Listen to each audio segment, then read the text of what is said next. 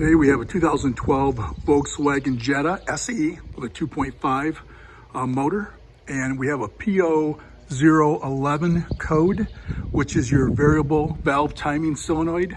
We're going to show you where that's located and how to replace it. This is the 2.5 motor. First thing we're going to do is remove this, make sure no debris falls down inside there. We're going to have to remove this with either channel locks or a pair of pliers. And there's a Torx 20 right here on this side and the other side. And we're going to remove those and pull the cover straight off.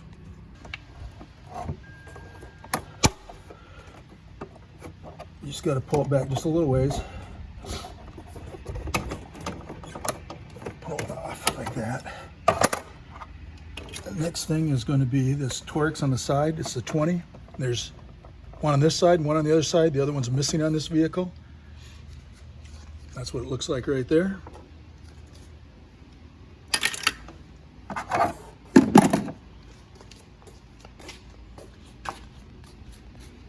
we're just going to pop this straight up. Like that.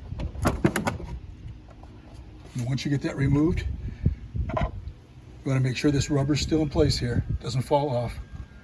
You want to put this back on to keep debris out of there. Your variable timing is right here. So what we're going to have to do is push on this. So there's a screw down in here, which I already removed. You're going to want to pop that off right there by pushing on this. Get this out of your way, nice and easy. So it gives you a little more room. Push in on this, on the clip on the side, and it pops off. Okay, and since this screw is already removed, you can see down in there where it goes. All you gotta do is take this and wiggle it, and it should come right out, hopefully.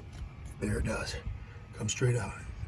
You might wanna clean that off first. You can see how it's got all the dirt.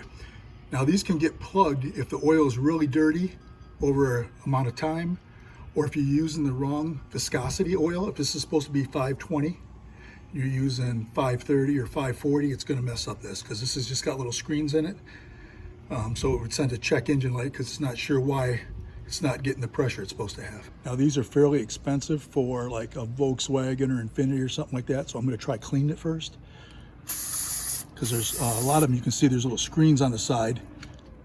This one we're not seeing as much, but we're still going to try to clean it and see if there's any sludge in there.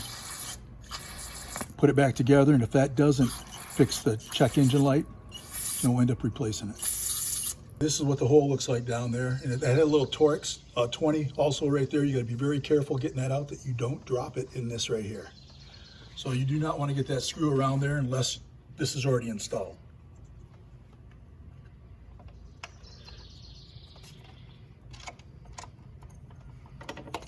Okay, just got to line up the hole down there. And this is the 20 Torx we're going to put down in there. You got to be very careful. You drop this, you'll have to go get another one. It'll be hard to find it. I'm afraid of that falling off, so I'm actually going to put some paper or whatever I have to make it a little more secure. You got to have everything out of the way so you do not have that drop off.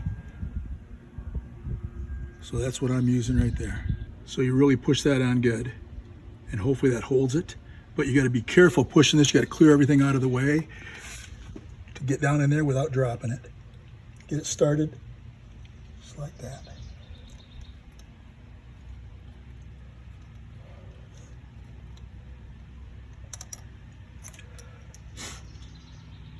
And once you remove the paper, you just snug it up.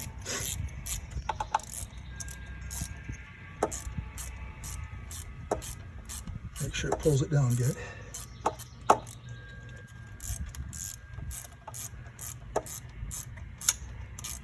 You don't want to go too crazy on it because it's just a little screw. Okay, that's going to hold it in place.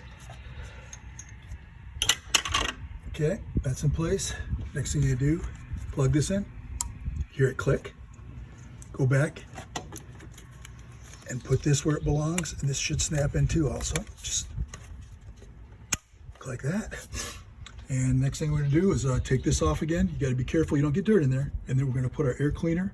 You might want to grease this up here this up, it, white grease, whatever you have, because it'll allow it to slide down there easier. So of course I couldn't find any white grease, so I'm just going to use any kind of grease or any kind of oil that you got, just some kind of lube on it. You don't have to get crazy, just makes it slide in and off, or on and off easier. You put on the cover, you slide this right here, it's got two things, so we're going to have to put the Torx 20, squeeze this together, slide that up into position, work that up into there, like that right there. Okay. Last thing we're gonna do is support that Torx. We might as well put this on first to keep the debris out. And we're gonna put this Torx on the side.